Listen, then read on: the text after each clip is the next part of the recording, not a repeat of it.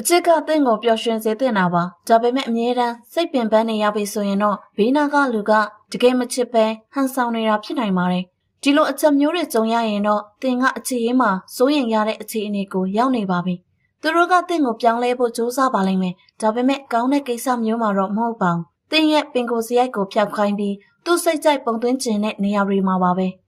နောက်တစ်ခုကတော့တင်ကိုချုပ်ကန်ချင်တာပါအဝိစောဝတ်တာလေးကအစအပေါင်းအသင်းကအစုံလိုအပ်တာတဲ့လွန်ကဲပြီးချုပ်ကန်လာခဲ့ရင်တော့တတိထားရမှာပါနောက်ပြီးတင့်ကိုအမြဲမယုံမကြည်ဖြစ်နေတာမျိုးတဏှာဝင်ချက်တာမျိုးဖုံးတွေဝင်စစ်ပြီးကိုရေးကိုရာကိုထိပါတာမျိုးကိစ္စပါပဲ